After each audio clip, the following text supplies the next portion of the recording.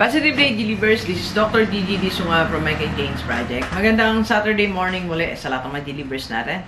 And sa first time po tayo mapanood sa YouTube channel, thank you very much. Please subscribe, click mo na po yan, Dr. Gigi Disunga. Alright, so, ano po tayo ngayon?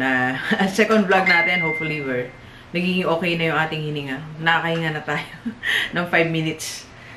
Alright, so, before you manage your money, meron ka munang dapat gawin, di ba? Laging sinasabi sa atin na advice sa atin na you have to manage your money very well, di ba? Budget your money, do well with your money, di ba? Panay ganon. So, sa dulo, with our desire to manage our money first, hindi ko alam kung ilang percent ang nagtatagumpay, pero maraming hindi nagtatagumpay. Bakit natin nalaman hindi nagtatagumpay? Kasi bumabalik pa rin sa dati na zero balance pa rin, wala pa rin savings, wala pa rin investment, may mga utang pa rin, di ba? So, because meron tayong nalilimutang i-manage. Okay? May nalilimutan tayong i-manage. Ayan, makinig ka. Bago natin i-manage ang pera natin, meron tayong nalilimutang i-manage, okay? Ano yung dapat natin i-manage? I-manage natin yung ating mind, right? Ilagay natin yung mindset natin sa tamang perspective. Sa tamang, ang tawag dito, sa tamang galaw. You manage your mind first before you manage your money.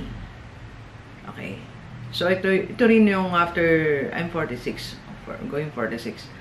Ito din yung isa nating naturunan sa buhay na dapat minamanage mo muna yung isipan mo before you manage your money. Di ba? So, may mga money natin. Ito, mga pera natin. Ito, mga pera. Bago mo to i-manage, may prerequisite i-manage mo muna yung mindset mo. Manage mo na yung isipan mo. So, paano natin ma-manage? There are 3 ways. Okay? I-manage mo muna yung mind mo or ituon mo ang isipan mo muna on learning things. Dapat marami pa tayong matutunan bago tayo makapag-save, makapag-invest, makapag-business. Hindi pwede agad sabak tayo sa investment, saving money. You have to learn about these things, di ba? So, i-manage mo yung mind mo, lagyan mo siya ng intentional learning about money, intentional learning about savings. So, when I say intentional learning, that means yung mga babasahin mo about finances, mga babasahin mong books about business, mga papanoorin mong YouTube channel about money, about saving money, investment, something like that. So, it's intentional learning. Okay. So, kailangan ng matrain natin, ma-manage mo isip mo, i-train mo siya, that you'll be learning about finances. Turuan mo siyang matuto about money bago mo i-manage ang pera mo. Pag minanage mo agad ang pera mo, nandun siya sa mababaw lang, kaya madali tayong bumigay sa mga money temptations. Kasi mababaw yung knowledge natin Kaya pag may nagalok sa atin na bumili ka na nito, bibili agad tayo. Kasi mababaw yung foundation natin when to buy things and when not to buy things. So, you should train your mind. Kailangan natututo yung isipan natin ng about finances, about how to really invest. Kaya, ang daming nag-i-invest sa halip na maka-multiply ng pera, nawawala lang, nai-scam, nagmamadali, go agad, without understanding, kahit 10% lang ng concept. So, you have to train your mind to learn about investment, di ba? To explore more about how does money work, ano ba talaga gusto ng pera, gusto niya ba talaga sinasave mo siya, gusto niya ba talaga tinitipid mo siya. So you have to expose yourself on finances, on things na about money. Hindi pwede na punta ka na agad yan, bili ka na agad ng ganyang property, paano ba talaga ang how to manage your real estate investment. Like kung sinasabi, we have the wrong way to manage real estate. Pag bumili ka ng lupa, hinihintay mo tumaas ang value ng paligid 5 years na, 10 years na, ganun pa rin paligid, ganun pa rin lupa mo. So, wala naman na bago, sinayang mo yung pera mo. Para ka kumita sa real estate investment. Pagkabili ng lupa, improve mo na siya. Pabakuran mo, lagyan mo ng halaman, di ba? Then, ibenta mo in 2 years. Ganun ang real estate investment, real estate business. So, you have to expose yourself train your mind to learn, okay? Train your mind to learn about many things about money. Meron akong napanood na isang vlog.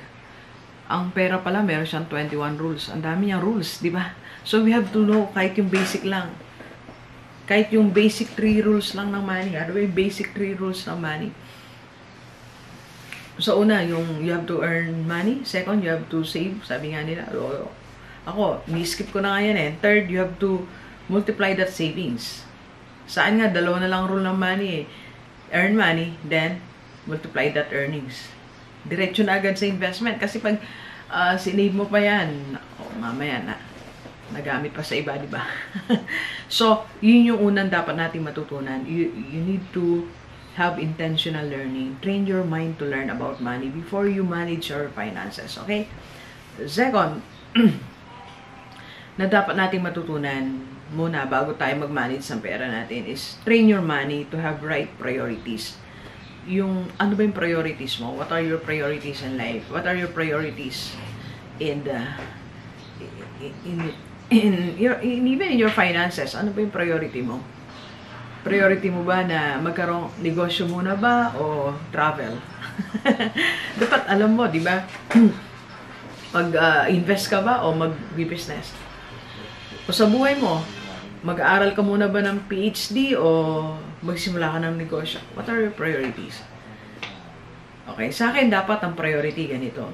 Ang priority natin, for me bagamat I admire or I'm an advocate of yung, anong tawag dito? Personal development. Pero sa akin, unahin mo muna the things that can help you to earn money. For example, nandiyan na yung business. Nandiyan na siya. Sige, grab that. Then while doing that, pag okay na, you take your MA, you take your PhD.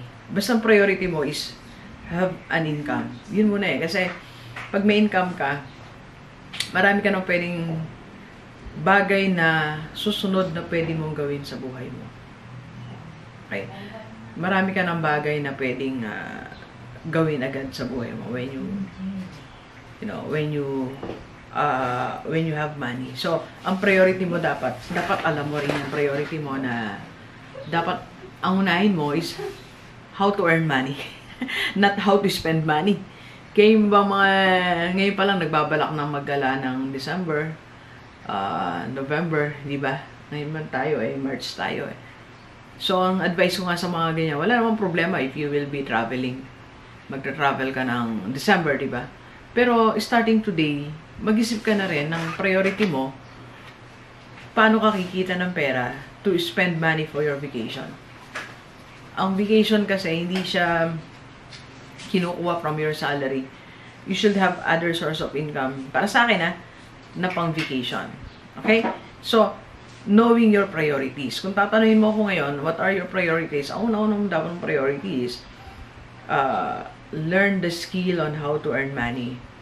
Okay? Then, if you have money, you have now the capacity to do other things like do your missions in life, make other people happy, make yourself happy, diba? You travel, you buy these things. Pero madali na pag may pera ka, diba?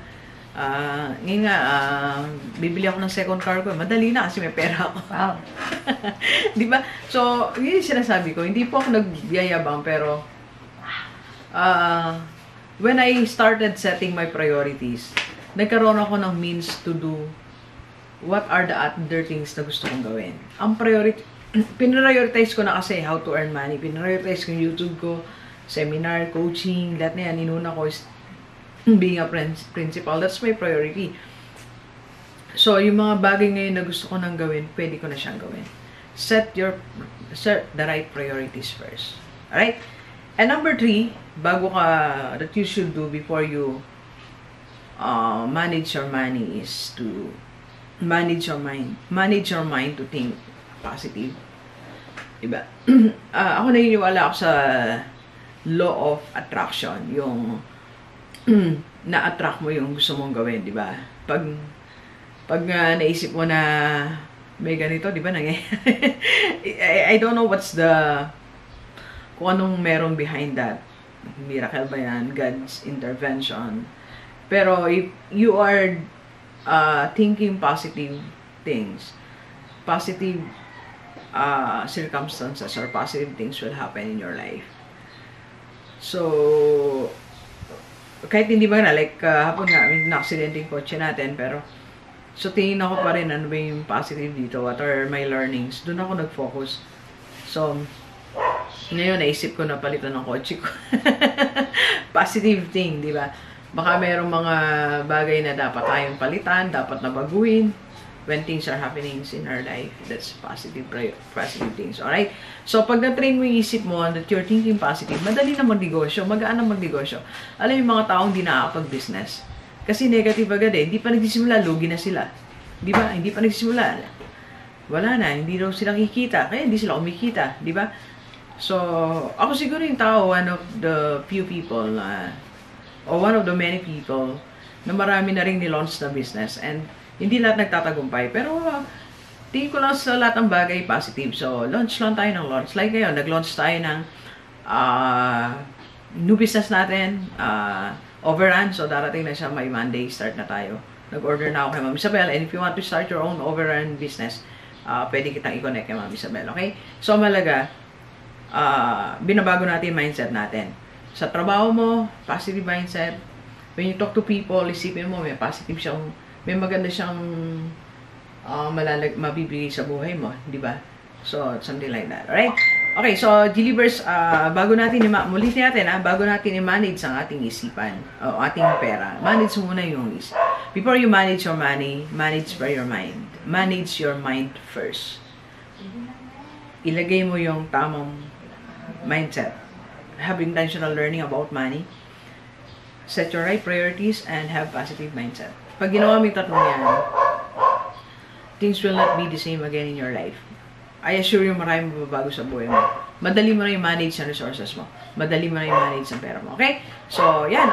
So, good news ngayon, naka 12 minutes tayo hindi na tayo masyadong hinihingal. Okay na tayo. Though, hindi masyadong gano'ng kasigla, pero that's fine with me. At least nakaka-vlog na tayo ng 10 minutes. Alright, so please share this video sa lahat ng kaibigan natin.